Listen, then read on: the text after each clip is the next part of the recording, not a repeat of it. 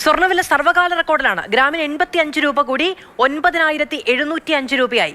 പവന് വില 77,640 രൂപ. പ്രദീപ് ജോസഫ് വിവരങ്ങളുമായി ചേരുകയാണ്. പ്രദീപ്, ഈ കുതിച്ചുയരലിന് പിന്നിൽ എന്താണ്?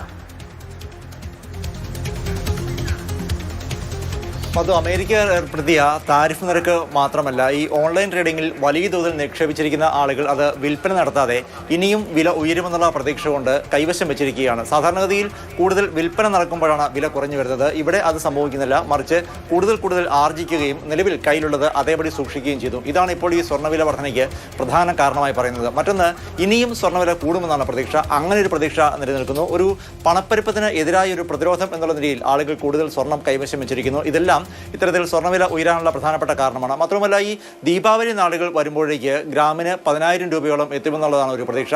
അങ്ങനെ വളരെ തൊട്ടടുത്ത ദിവസങ്ങളിൽ തന്നെ ഒരുപക്ഷെ 10,000 രൂപയിൽ എത്തിയാലോ എന്നുള്ള ഒരു പ്രതീക്ഷ കൊണ്ട് സ്വർണം കൈവശം വെച്ചിരിക്കുന്ന ആളുകളുണ്ട്.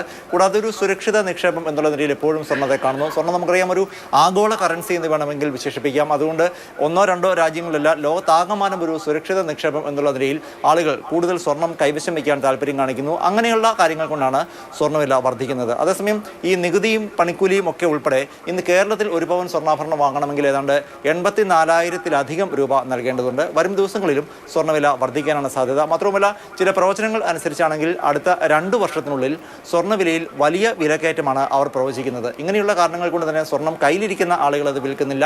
അല്പമെങ്കിലും പൊന്ന് വാങ്ങിക്കൂട്ടാൻ കൂടുതൽ ആളുകൾ ഇഷ്ടപ്പെടുകയും ആഗ്രഹിക്കുകയും ഒക്കെ ചെയ്യുന്നു. ഇത് തന്നെയാണ് സ്വർണ്ണവില വർധനയ്ക്ക് ഒരു കാരണമെന്ന് പറയാം.